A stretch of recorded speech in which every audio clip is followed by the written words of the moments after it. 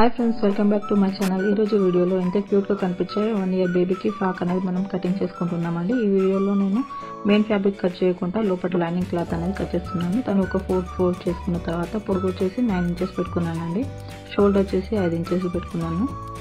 Arm hose వచ్చేసి 4.5 inches పెట్టుకున్నానండి. లోపల లైనింగ్ కోసం నేను సాటన్ క్లాత్ తీసుకున్నానండి. 1 ఇయర్ బేబీకి కాబట్టి తను ఇరిటేట్ కాకుండా ఉండడానికి అని చెప్పేసి చాలా సాఫ్ట్గా ఉండేలాగా చూసుకొని తీసుకున్నాను. చెస్ట్ ఇంకా నడుము అనేది కూడా నేను 9 ఇంచెస్ తీసుకున్నానండి. నెక్ వచ్చేసి ఇప్పుడు 2 ఇంచెస్ నెక్ దగ్గర ఉండి 2 ఇంచెస్ తీసేసుకోవాలి. పొడుగు వచ్చేసి 3 ఇంచెస్ తీసుకున్నాను. మరీ పెద్దగా కాకుండా చిన్నగా పెట్టుకోవాలండి. వాళ్ళకు మళ్ళీ చాలా పెద్దగా అయిపోతుంది. 3 ఇంచెస్ అనేది సరిపోతుంది. బ్యాక్ వచ్చేసి కూడా నేను చాలా చిన్నగా పెట్టేసుకున్నాను. 2 ఇంచెస్ అండ్ 3 ఇంచెస్ పెట్టుకున్నానండి. ఇది నేను మళ్ళీ కుట్టేటప్పుడు మాత్రమే కట్ చేస్తాను, ఇప్పుడు కట్ చేయను. ఈ పేపర్ అనేది నేను డిజైన్ కోసం అని తీసుకున్నాను. డిజైన్ కోసం అని చెప్పేసి నేను కొంచెం వర్క్ క్లాత్ తీసుకున్నానండి. అదే పేపర్ని దీనిపైన వేసేసి డిజైన్ అనేది కట్ చేసుకుంటున్నాను.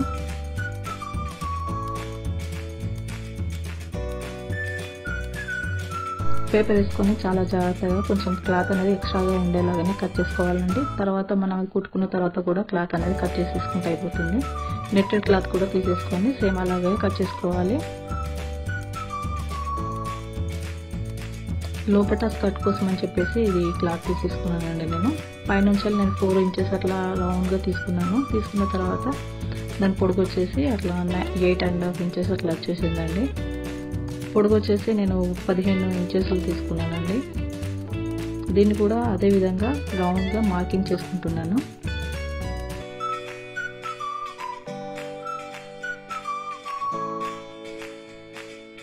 క్లాత్ అనేది కటింగ్ అయిపోయిన తర్వాత మీకు నెట్టెడ్ క్లాత్ అనేది ఎన్ని ఇంచెస్ అనేది నేను కటింగ్ అనేది చూపిస్తానండి.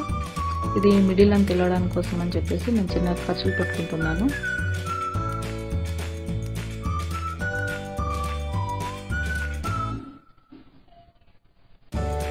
ఇది కుట్లు పెట్టుకోవడానికండి. మన సైడ్ వస్తుంది, ఇంట్లో బాడీ అనేది ఇలా ఉంటుంది. నెట్టెడ్ క్లాత్ అనేది నేను 4 మీటర్స్ తీసుకున్నానండి. 1 ఇయర్ బేబీకి 4 మీటర్స్ పట్టిందంటే ఇంకా పెద్దవాళ్ళకి చాలా ఎక్కువ తీసుకోవాలి. నేను 4 పీసెస్ లెక్క కట్ చేసేసానండి. 4 ఇంచెస్ తీసుకున్నా, 4 పీసెస్ కట్ చేశాను. మన అంబ్రెల్లా లంగా ఉంది కదండి, దాన్ని అనేది నేను చిన్నగా మలుచుకుంటూ కుట్టేసుకుంటున్నాను.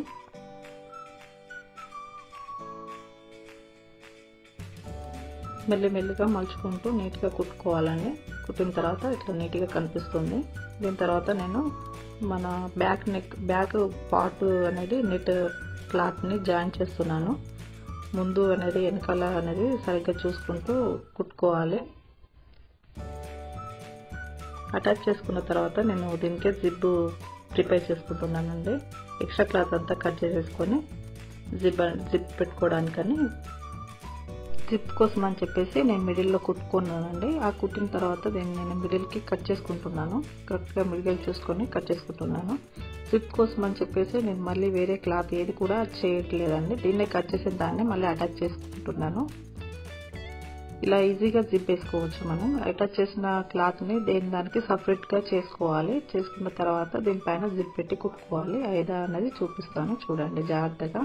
స్కిప్ మాత్రం చేయకండి, మిస్ అయిపోతారు. స్కిప్ చేయకుండా చూడండి. జిప్ అనేది అలా ఉల్టా లాగా వేసుకొని రివర్స్ వేసుకొని ఇట్లా స్టిచ్ చేసుకోవాలండి. మెల్లిమెల్లిగా స్టిచ్ చేసుకోవాలి. సూది అనేది మన జిప్ పైకి అస్సలు ఎక్కకూడదు. కరెక్ట్ మిడిల్లో వచ్చేలాగా చూసుకుంటూ మెల్లిగా స్టిచ్ అనేది చేసుకోవాలి. నెక్ అనేది కట్ చేసుకోక ముందుకే జిప్ అనేది వేసేసుకునే ఉంటే మనకు ఎక్స్ట్రాగా ఏదైనా క్లాత్ ఉన్నా కూడా కట్ చేసుకోవడానికి ఈజీగా ఉంటుందండి. ఈ జిప్ క్లాత్ అనేది తర్వాత మళ్ళీ మలిసి కుట్టకుండా మన నెక్ క్లాత్లో మలిసి కుట్టేసుకుంటే సరిపోతుంది. ఇలా 2 సైడ్స్ కూడా కుట్టేసుకోవాలి. కుట్టిన తర్వాత ఈ మిడిల్లో మనం జాయిన్ చేసిన క్లాత్ అనేది ఏదైనా చిన్న చూది లాంటిది దాన్ని పట్టుకొని ఆ కుట్ట అనేది ఇప్పాలండి. జాగ్రత్తగా మెల్లిగా ఇప్పుకోవాలి. ఇప్పుకున్న తర్వాత మన జిప్ అనేది దానికి సపరేట్ అయిపోతుంది. లోపల ఉన్న జిప్ అనేది కూడా మనకు కనిపించదండి. మనం జిప్ వేసుకున్న తర్వాత ఇలా ఇప్పేసాను. ఎంత నీట్గా కనిపిస్తుందో చూడండి. ఈజీగా అండ్ మళ్ళీ వేరే ఎక్స్ట్రా క్లాత్ వేసుకోకుండా ఇలా కుట్టుకుంటే చాలా తొందరగా అయిపోతుంది, చాలా నీట్గా ఉంటుందండి. దీని తర్వాత మనం నెక్ అనేది కట్ చేసుకోవాలి. జిప్ ఊడిపోకుండా అప్పటి మందం చిన్నగా కుట్టి పెట్టుకోవాలి. దీని తర్వాత మనం నెక్ వేసుకోవాలి.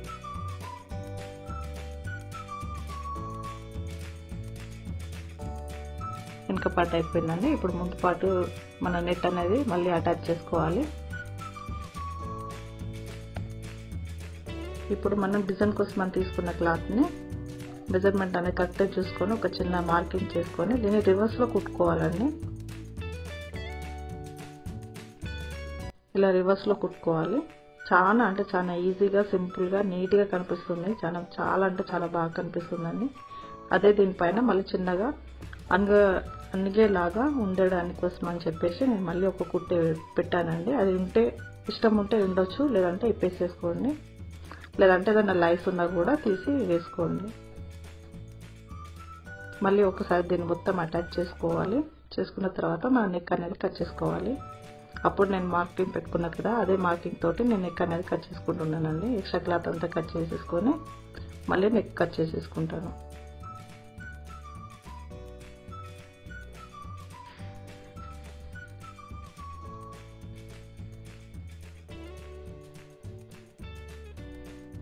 మళ్ళీ నేను మార్కింగ్ అనేది ఏమి చేసుకోలేదండి. అప్పటిదే తీసుకొని మళ్ళీ నెక్ అలా కట్ చేసుకుంటున్నాను.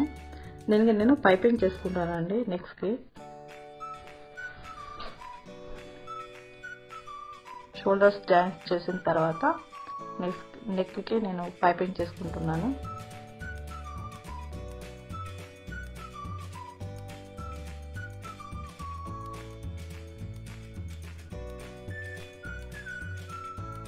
మళ్ళీ ఎక్స్ట్రా క్లాత్ ఏమన్నా ఉంటే అది అట్లా కట్ చేసేసుకోండి.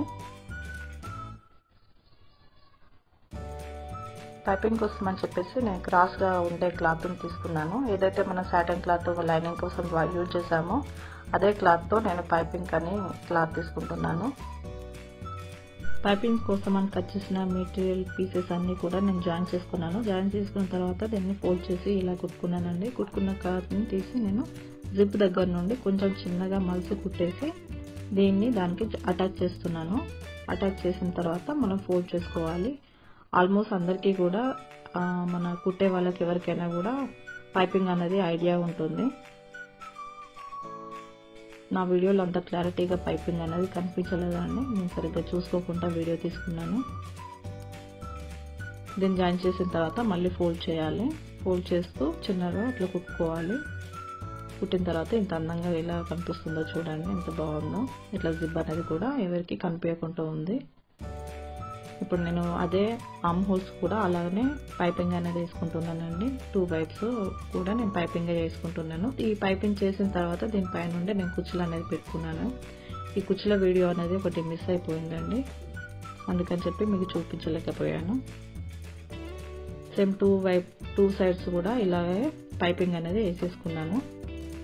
వీడియో చాలా లెంత్ అయిపోతుందని చెప్పేసి నేను చాలా కుట్టేటి అన్నీ కూడా చాలా కట్ చేసేసానండి. లెంత్ వీడియో అంటే ఎవరు కూడా చూడడానికి అంత ఇష్టపడరు, తొందరగా అయిపోవాలనే చూస్తూ ఉంటారు. అందుకని చెప్పేసి నేను వీడియోని చాలా కట్ చేసేసాను.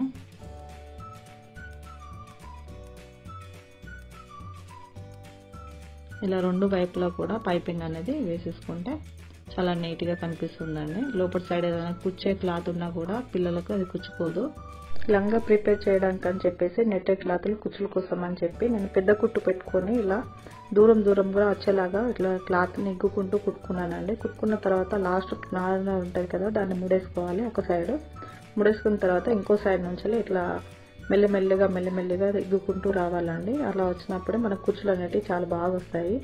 మనం చేతితో అలా ఇట్లా పెట్టే కుచ్చుల కంటే కూడా ఈ కుచ్చులు అనేటివి చాలా నీట్గా కనిపిస్తూ ఉంటుంటాయి. అది కుచ్చులు పెట్టిన తర్వాత నేను ఇది లంగాకు అటాచ్ చేస్తున్నానండి. ఈ అటాచ్ చేసిన తర్వాత నెక్స్ట్ కుచ్చుల వీడియో అనేది నేను తీయలేదు. చాలా అంటే చాలా లెంతీ అయిపోతుందని చెప్పేసి నేను తీయలేదండి.